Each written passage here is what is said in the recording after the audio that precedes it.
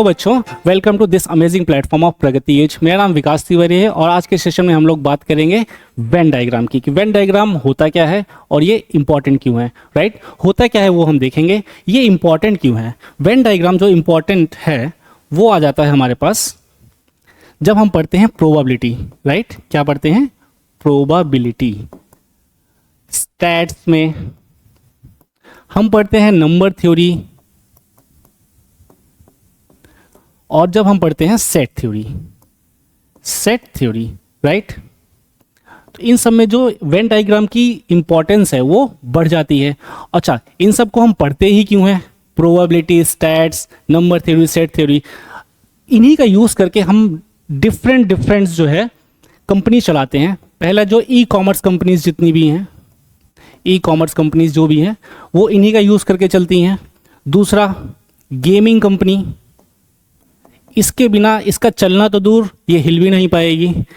हमारे पास जो डिलीवरी वाले एप्लीकेशंस है वो सारे, राइट, और भी बहुत सारे एप्लीकेशंस है जो खास करके probability, set theory and stats, खास करके इन तीनों का जो यूज़ है वो इस इंडस्ट्री में बहुत ही सिग्निफिकेंस है। इसके बिना इनका इमेजिन करना भी बहुत मुश्किल है। तो जो इसमें यूज़ होता है वो होता है वेन डायग्राम। आइए देखते हैं वेन डायग्राम होता क्या है। Okay, complementary event. तो इवेंट की बात करेंगे किसी चीज़ का होना। राइट, इवेंट की बात करेंगे तो हम लोग क्या करेंगे? किसी चीज़ का होना। अच्छा, सबसे पहले बोलते हैं कॉम्प्लीमेंट्री ऑफ सेट ए। तो सबसे पहले हम देख लेते हैं सेट क्या होता है। सेट को हम बोलते हैं अ कलेक्शन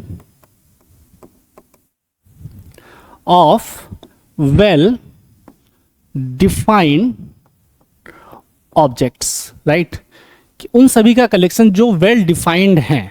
वेल डिफाइंड का मतलब है कि हम बोल रहे हैं कि 1 से 10 तक कोई नंबर ले लो, तो वेल डिफाइंड है 1 2 3 4 5 6 7 8 9 10। ठीक है, तो ये वेल डिफाइंड है। एक्चुअली में इनको हम डिफाइन कर सकते हैं। अब मैंने बोला कि कलेक्शन बनाओ किसी का जो कि बेस्ट ह्यूमन बींग्स हो, तो ह्यूमन बींग होने के लिए सबकी डेफिनेशंस क्या है? अलग अलग हैं। मेरे लिए कोई अच्छा है, आपके लिए कोई और अच्छा होगा, तो हम वो उसका कलेक्शन बना नहीं पाएंगे। तो वेल डिफाइंड होना बहुत ज़रूरी है। क्या होना है? वेल डिफाइंड होना है किसी चीज़ को भी सेट करने के लिए। राइट, सेट बनाने के लिए वेल डिफाइंड होना बहुत ही ज़रूरी है। अच्छा, कॉम्प्लीमेंट्री ऑफ सेट ए, तो मैंने इसको माना कि ये हमारा ये क्या है? एक यूनिवर्सल सेट है। मतलब जो हमारे पास सैंपल स्पेस है, हमने जिसके बीच में हम लोग एक्सपेरिमेंट कर रहे हैं, उसका सारा का सारा जो सैंपल है वो इसमें एक कलेक्शन में है। ठीक, कॉम्प्लीमेंट्री ऑफ इवेंट ए, जिसको हम लोग ऐसे डिनोट करते हैं ए डैश। इसको हम लोग कैसे बोलते हैं? ए डैश से, ए बार से, और कई बार हम लोग इसको लिख देते हैं ए सी। तो हम लोग बोलते हैं इस तरीके से ए बार, ए डैश और ए सी।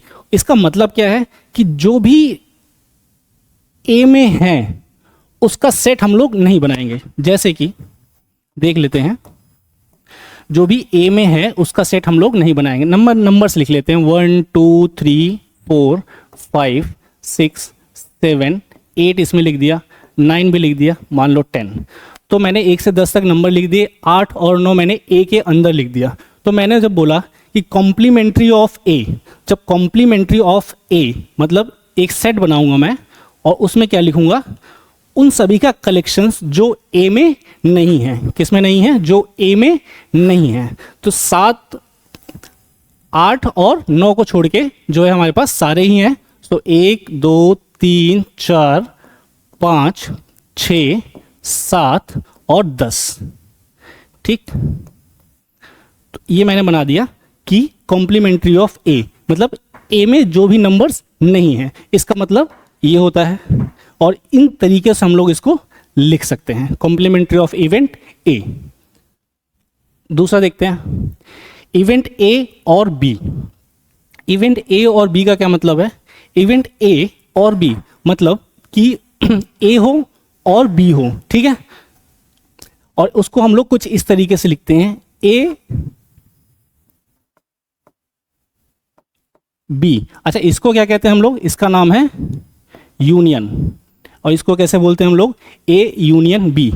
ए यूनियन बी में फिर से अगर हम लोग नंबर्स के एग्जांपल्स के थ्रू समझना चाहें इसको, तो कैसे देखेंगे कि मान लो 1 2 3 4 5 6 7 8 9 10।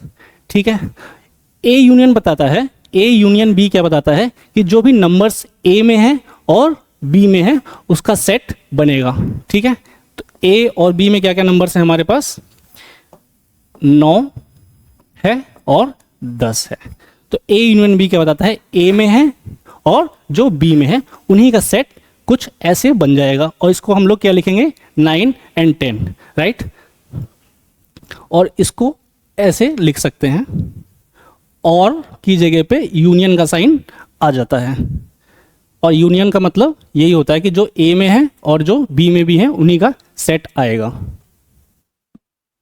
Event A and B, okay, event A and B को हम लोग लिखते हैं कुछ ए बी, और इसको हम लोग क्या बोलते हैं, इंटरसेक्शन, इंटरसेक्शन।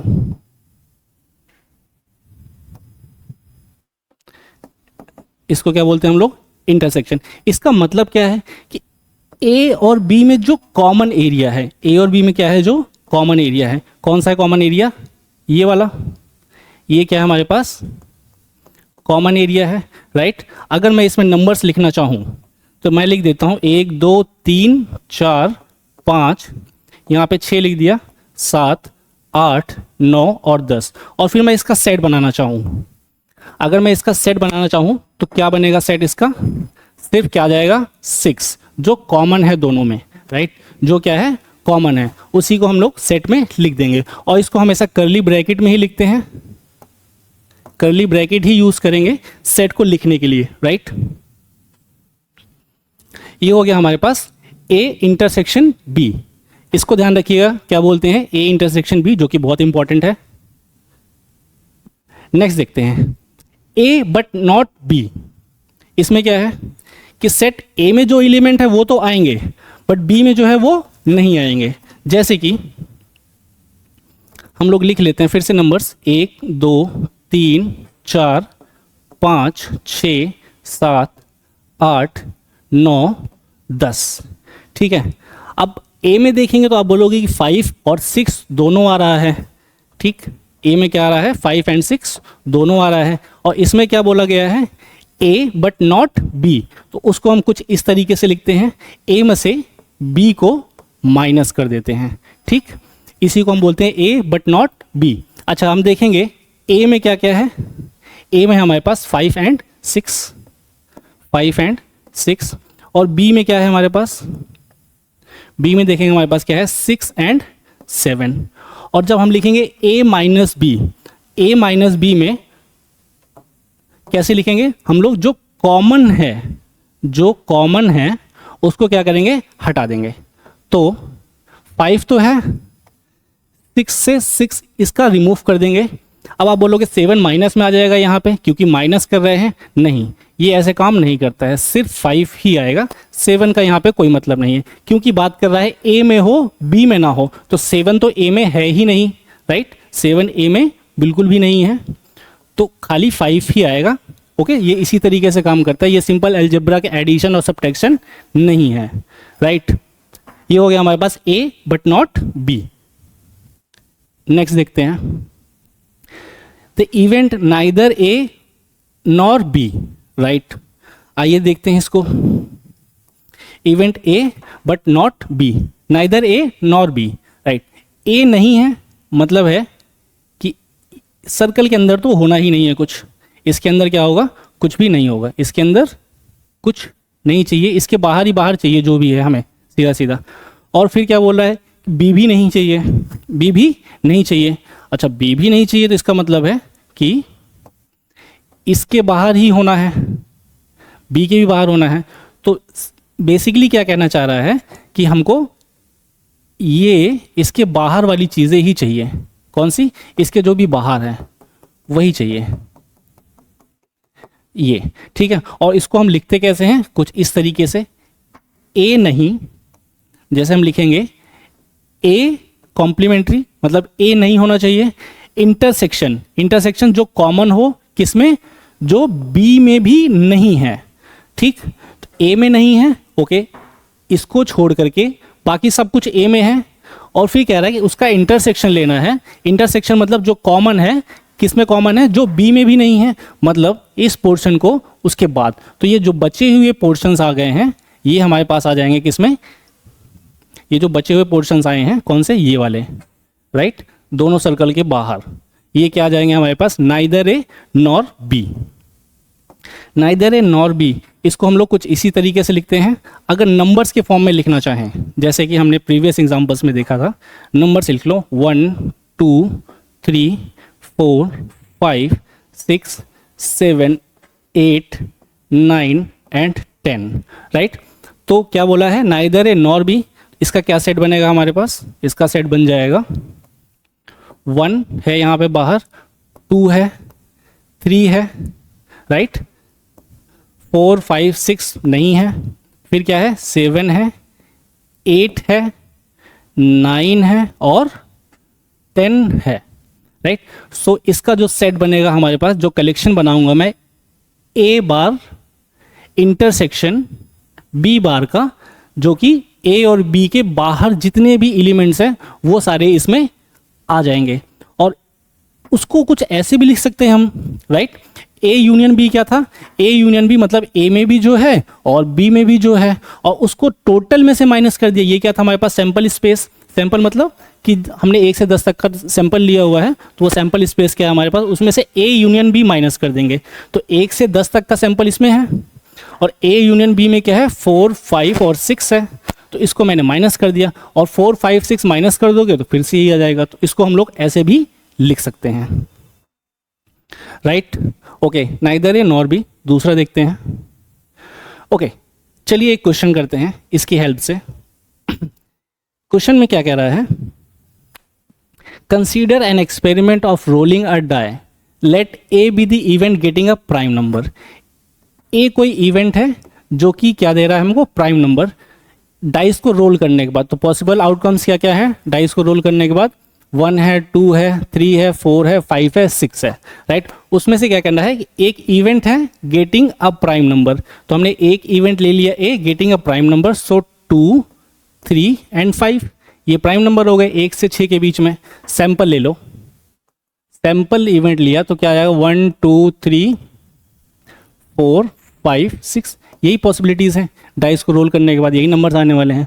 उसमें से क्या बोला है, एक इवेंट है जो कि प्राइम है, कितना है, 2 3 एंड 5।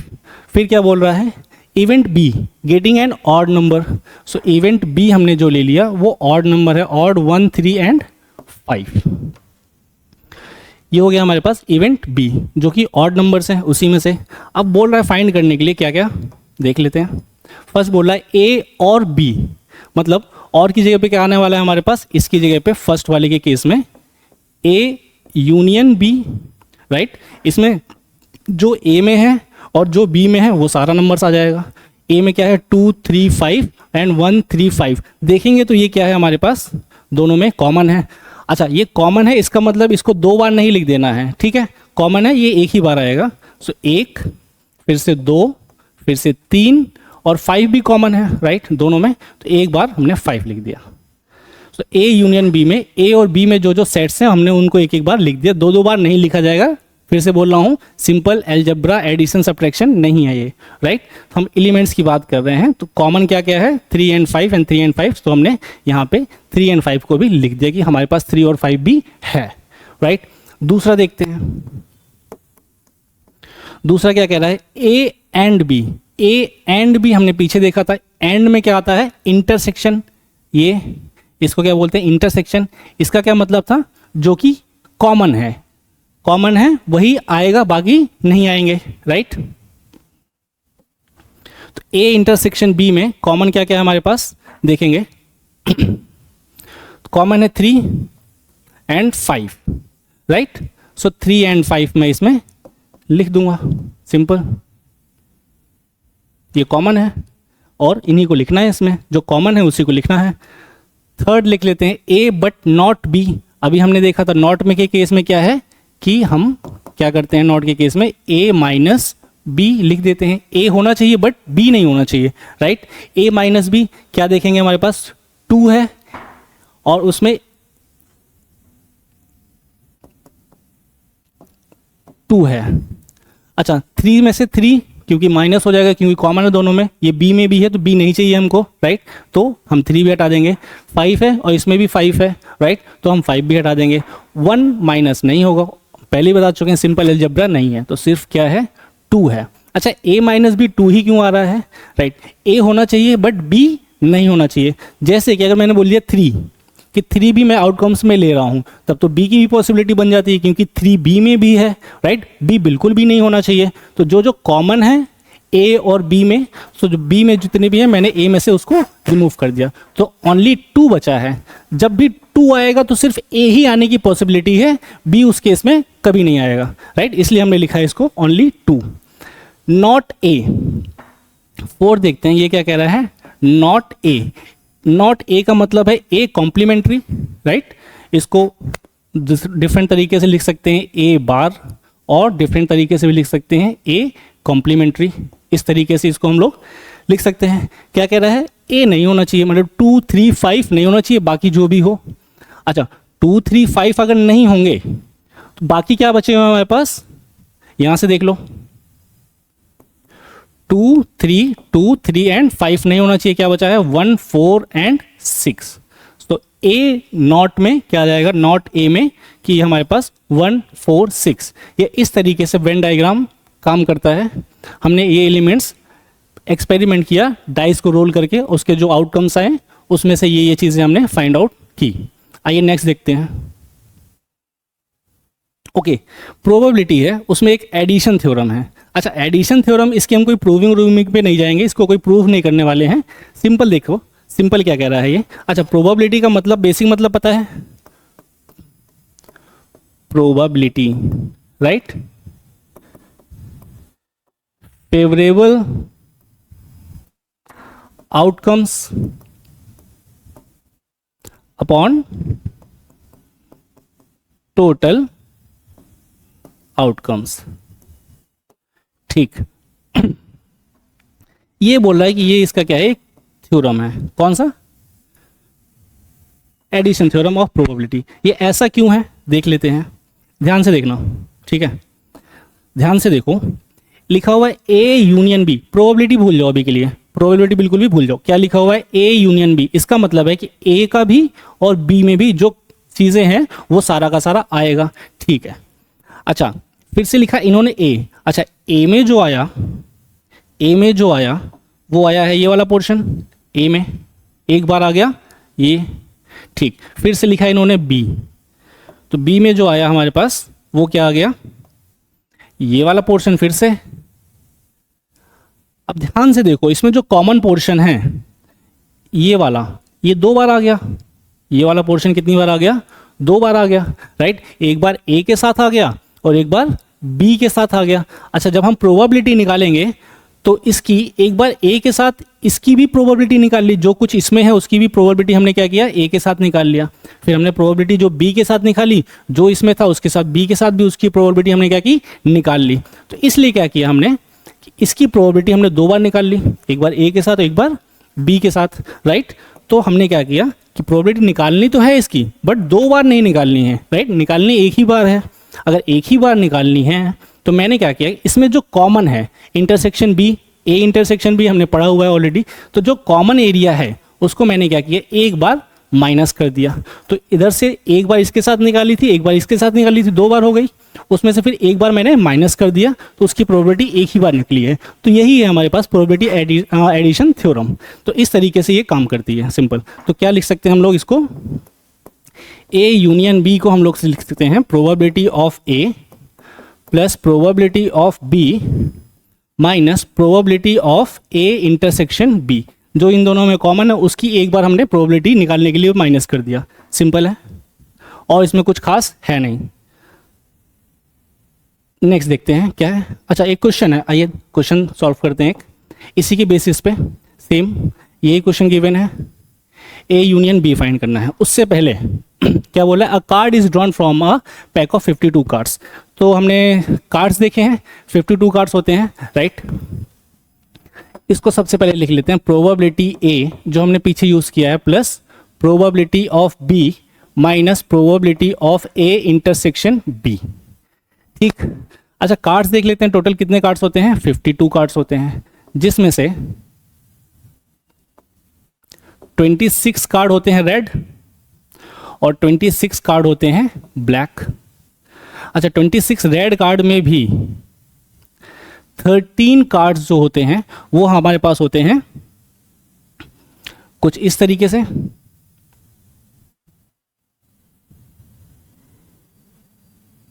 रेड कार्ड, राइट, और ये 13 होता है हमारे पास ये डायमंड।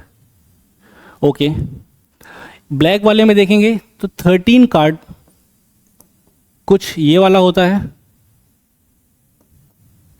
और एक 13 कार्ड हमारे पास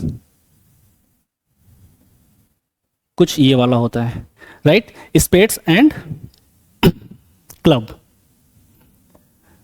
क्लब एंड स्पेड्स। सो इस तरीके से 13 कार्ड्स हमारे पास 4 डिफरेंट कार्ड्स में डिवाइड होते हैं। और एक कार्ड की स्पेसिफिकेशन क्या है कि इसमें क्या क्या होता है, पहले ये देख लेते हैं इसमें क्या क्या होता है। तो इसमें होता है सबसे पहले एस, फिर होता है हमारे पास किंग, फिर होता है क्वीन, फिर जैक, उसके बाद number 10 card, number 9 card, number 8 card, 7, 6, 5, 4, 3, 2। कितने कार्ड हो गए, 1 2 3 4 5 6 7 8 9 10 11 12 13। तो इसी तरीके के कार्ड्स इसमें भी होंगे, इसमें भी होंगे, इसमें भी होंगे और इसमें भी होंगे। अच्छा इसमें से क्या बोला है, फेस कार्ड, राइट, एक फेस कार्ड और एक रेड कार्ड। तो प्रोबेबिलिटी ए की क्या होगी, ए की प्रोबेबिलिटी ऑफ ए क्या है, probability of A, red card होना चाहिए। रेड कार्ड कितने हैं हमारे पास, 26 रेड कार्ड्स हैं, 26। तो प्रोबेबिलिटी 26/52। प्रोबेबिलिटी ऑफ ए कितनी आ जाएगी हमारे पास, 26/52, राइट। फिर क्या बोला है, face card, probability of B,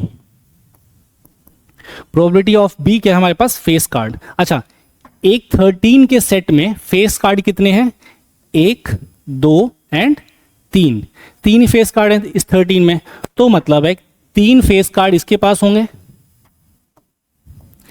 3 face card इसके पास होंगे, 3 इसके पास होंगे, 3 इसके पास होंगे और 3 इसके पास होंगे। टोटल फेस कार्ड कितने हो गए, 12, right, 3 + 3 6 9 and 12। So total face card हो गए 12 और नंबर ऑफ कार्ड्स हैं कितने, 52। तो probability of getting face card is 12/52, right. अब ध्यान से देखो, हमने जैसे कि probability of A intersection B भी निकालना है। क्यों निकालना है, ध्यान से देखोगे जब इसमें क्या होगा कि जब हम रेड कार्ड निकाल रहे थे, रेड कार्ड की प्रोबेबिलिटी निकाल रहे थे, इसमें ऑलरेडी हमने ये जो है फेस कार्ड की प्रोबेबिलिटी निकाल ली है एक बार और दोबारा से फिर से फेस कार्ड की प्रोबेबिलिटी निकाल ली है, राइट। तो इंटरसेक्शन इसलिए आएगा, जो दोनों के बीच में कॉमन है उसको हम एक बार फिर से माइनस करेंगे, जो कि पिछला हमने पढ़ा हुआ है किसमें, addition theorem of probability, right. तो हम निकालेंगे ए इंटरसेक्शन बी। तो कितने ए इंटरसेक्शन बी में देखेंगे तो फेस कार्ड जो कि रेड हैं वो कितने हैं, 3 + 3 6। ए इंटरसेक्शन बी क्या हो गया, जो कि फेस कार्ड है और रेड भी है, बी के लिए फेस कार्ड और रेड कार्ड। रेड फेस कितने हैं, रेड फेस कार्ड 3 + 3 6। तो हम यहां से निकालेंगे probability of A intersection B is 6/52, right. अब इसी को हम लोग यहां से सॉल्व कर लेंगे, कैसे, यहां पे देखेंगे ए की जगह पे आ गया हमारे पास 26, बी की जगह पे कितना आ जाएगा हमारे पास 12 और ए इंटरसेक्शन बी की जगह पे कितना आ जाएगा -6, राइट। इनको ऐड करेंगे कितना आ जाएगा, ये 6 26 32 और डिवाइडेड बाय कितना करना है हमें, तीनों में ही 52 एलसीएम लेने की जरूरत है नहीं, सो डिवाइडेड बाय 52 कर देंगे, 52 कर दिया हमने और ये 4 से कैंसिल हो जाएगा, 4 से 8 times and 13 times. So probability of A union B कितनी है हमारे पास, 8/13, राइट। सो ये हमारे पास कुछ था जो कि वेन डायग्राम है, और जिसकी हेल्प से हमने प्रोबेबिलिटी के कुछ क्वेश्चंस भी सॉल्व किए। वेन डायग्राम और भी बहुत सारा है, ये उसका एक ईजीएस्ट फॉर्म था जो बेसिक टर्मिनोलॉजीज थी और ये कैसे काम करता है इसको हमने इंट्रोडक्शन किया है इस सेशन में, ताकि आप लोग वेन डायग्राम से फेमिलियर हो जाएं और उससे हेल्प से प्रोबेबिलिटी के क्वेश्चंस आसानी से सॉल्व कर सकें। Thank you.